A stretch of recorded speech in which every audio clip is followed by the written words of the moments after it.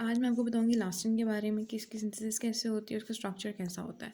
तो basically elastin जो होता है हमारे पास वो एक फाइब्रस प्रोटीन है। ठीक है,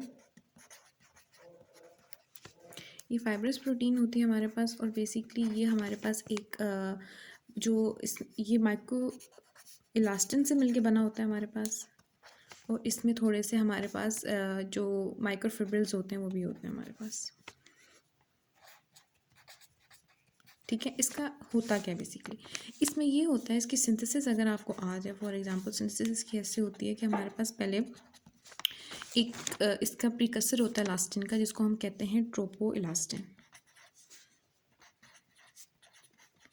ठीक है, ट्रोपो इलास्टिन जो है उससे हमारे पास इलास्टिन बनता है। ट्रोपो इलास्टिन से इलास्टिन कैसे बनता है कि ट्रोपो इलास्टिन जो हमारे पास ईसीएम में सिक्रीट होता है, एक्स्ट्रा सेलुलर मैट्रिक्स में सिक्रीट होता है। जब ये सिक्रीट होता है तो ईसीएम डायरेक्ट सिक्रीशन के बाद चला जाता है हमारे पास एक होता है माइक्रोफिब्रिल्स कहते हैं उसको, उसके पास जाता है। माइक्रोफिब्रिल्स के अंदर जाके जो ट्रोपो इलास्टिन है वो डिपॉजिट हो जाता है हमारे पास। ठीक है, तो बेसिकली माइक्रोफिब्रिल्स होता है वो एक ऐसा स्कैफोल्ड एक्ट करते हैं जिसमें हमारे पास tropoelastin is deposited in there. Okay, then what happen is that कि ट्रोपो इलास्टिन में चला गया। Next step is desmosine cross links बनते हैं हमारे पास। डेस्मोजीन क्रॉस लिंक्स हमारे पास कैसे बनते हैं, तो बेसिकली डेस्मोजीन जैसा कोवलेंट लिंकिंग होती है वैसे डेस्मोजीन क्रॉस लिंक्स भी होते हैं। अब मैंने एक बात बताना भूल गई थी कि इलास्टिन में हमारे पास ऐसा कोलेजन में लाइजीन और प्रोलीन होता है, इसी तरह इलास्टिन में भी हमारे पास लाइजीन होता है और प्रोलीन होता है, और इनमें हमारे पास कुछ हाइड्रोक्साइड लाइजीन हाइड्रोक्साइड प्रोलीन भी पड़े हुए होते हैं। ठीक है, तो बेसिकली क्या होता है कि हमारे पास डेस्मोजीन क्रॉस लिंक ऐसे बनते हैं कि हमारे पास जो 3 लाइजीन रेजिड्यूज होते हैं। ठीक है, 3 लाइजीन रेजिड्यू की डीएमिनेशन होती है हमारे पास। डीएमिनेशन हमारे पास कैसे होती है कि इसमें हमारे पास जो NH2 होता है लाइजीन में, बेसिकली अमाइनो एसिड होता है, इसमें NH2 होता है, तो वो रिमूव हो जाता है हमारे पास। ठीक है, वो रिमूव कौन करता है, वो रिमूव करता है हमारे पास लाइजिल ऑक्सीडेज रिमूव करता है। ठीक है, जब वो रिमूव होता है तो हमारे पास लाइजीन NH2 रिमूव होने के बाद हमारे पास क्या बन गया, 3A लाइजिल रेजिड्यूज। ठीक है, ये बन गया ना, उसमें से NH2 रिमूव हो गया हमारे पास, तो ए लाइजर रेजिड्यूज बन गए हमारे पास।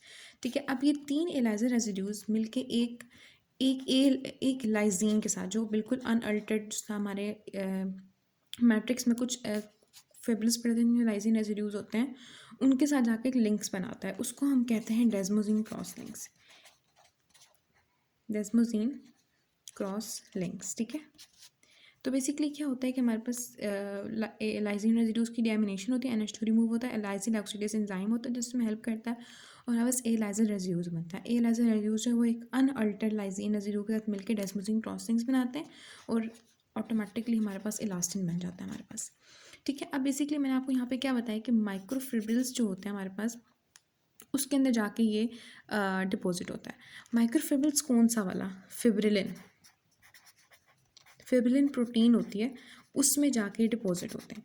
अब इस फिब्रिलिन प्रोटीन की बहुत क्लिनिकल इंपॉर्टेंस होती है। फॉर एग्जांपल कि अगर फिब्रिलिन प्रोटीन जो है वो हमारे पास उसमें कोई म्यूटेशन आ गया तो हमारे पास क्या होगा, हो जाएगा मार्फिन सिंड्रोम हो जाएगा। ठीक है, तो फिब्रिलिन प्रोटीन में म्यूटेशन है, ट्रोपो इलास्टिन में जाके डिपॉजिट होगा, जो वो फिर ख़राब हमारे पास इलास्टिन प्रोड्यूस होगा, तो बंदे को मार्फिन सिंड्रोम होता है। मार्फिन सिंड्रोम में हमारे पास क्या होता है कि पेशेंट की बेसिकली बहुत टॉल, लॉन्ग, सिलेंडर आर्म्स होती हैं उसकी। ठीक है, और बेसिकली लेग्स भी बहुत उसकी बड़े होते हैं, फिंगर्स उसकी बड़ी होती हैं, और बेसिकली जो मोस्ट इंपॉर्टेंट है वो स्कोलियोसिस हो जाता है हमारे पास। ठीक है, तो बेसिकली हमारे पास इसमें ये होता है। अच्छा, अब नेक्स्ट हमारे पास एक और क्लिनिकल बड़ा इंपॉर्टेंट होता है, उसको हम कहते हैं अल्फा-1 एंटी ट्रिप्सिन। ठीक है, तो अल्फा-1 एंटी ट्रिप्सिन हमारे पास क्या होता है कि बेसिकली ये हमारे पास एक ऐसा इंजाइम होता है जो कि ब्लड और बॉडी फ्लूइड सीक्रेट करता है इनटू द ईसीएम। ठीक है, तो बेसिकली अल्फा-1 एंटी ट्रिप्सिन क्या करता है, हमारे पास एक और एंजाइम होता है उसको हम न्यूट्रोफिल इलास्टेज कहते हैं,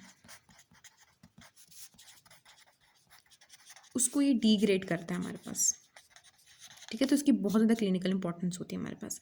लेकिन अगर कोई मसला आ गया है और न्यूट्रोफिल लास्ट पहले तो ये अल्फा एंटीट्रिप्सिन न्यूट्रोफिल इलास्टेज को डिग्रेड करता है। न्यूट्रोफिल इलास्टेज क्या करता है? न्यूट्रोफिल इलास्टेज जो हमारे पास जो इलास्टिन पड़ा होता है ना एल्वियोलर वॉल्स में, उसको डिग्रेड करता है। ठीक है, उसकी डिग्रेडेशन करता है।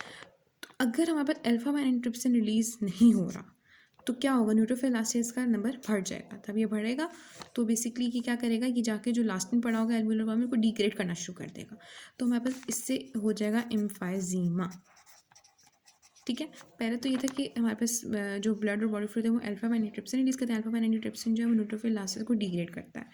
क्यों डिग्रेड करता है? क्योंकि न्यूट्रोफिल इलास्टेज अगर नहीं हो अगर होगा तो बेसिकली जाके ये एल्वियोलर वॉल में जो लास्टिन पड़ा होगा उसको डिग्रेड करना शुरू कर देगा, तो वहाँ पास एम्फाइजीमा हो जाएगा। लेकिन अगर अल्फा एंटीट्रिप्सिन से रिलीज होगा, उसकी क्वांटिटी सही होगी, तो वो न्यूट्रोफिल इलास्टेज को डिग्रेड करता रहेगा और ऐसा कोई चक्कर नहीं होगा। ठीक है, तो बेसिकली ये था। एक दफ़ा रिवाइज कर लेते हैं। इलास्टिन होता है हमारे पास, फाइब्रस प्रोटीन होती है। इलास्टिन और माइक्रोफिब्रिल से बना होता है। ठीक है, इलास्टिन में लाइजीन, प्रोलीन और कुछ हाइड्रोक्साइड प्रोलीन और लाइजीन जैसे होती है कि ट्रोपो इलास्टिन जो है वो ईसीएम में से हीट होता है, बेसिकली माइक्रोफिब्रिल्स में जाकर डिपॉजिट हो जाता है ट्रोपो इलास्टिन। माइक्रोफिब्रिल्स कौन से? फिब्रिन प्रोटीन में। फिर डेस्मोसिन प्रोसेस बनते हैं कि जो 3 लाइजीन रेजिड्यूज होते हैं हमारे पास ट्रोपो इलास्टिन में, उनकी डीएमिनेशन होती है। डीएमिनेशन क्या होती है कि NH2 रिमूव हो जाता है। NH2 को रिमूव करते हैं लाइजल ऑक्सीडेज रिमूव करता है। तो 3A लाइजल रेजिड्यूज जो हैं बेसिकली वो एक लाइजीन रेजिड्यू से मिलकर डेस्मोसिन क्रॉस लिंक्स बनाते हैं जो कि आगे इलास्टिन बनाता है। फिर आगे मैंने आपको बताया कि फिब्रिन प्रोटीन में कोई म्यूटेशन हो जाएगी तो हमारे पास मार्फन सिंड्रोम हो जाएगा। इसमें पेशेंट के टॉल, लॉन्ग, स्लेंडर आर्म्स होते हैं, लेग्स बड़े होते हैं, फिंगर्स बड़े, स्कोलियोसिस हो जाता है। फिर मैंने आपको आगे एम्फाइजीमा का बताया कि एम्फाइजीमा कैसे होता है। अल्लाह हाफ़िज़।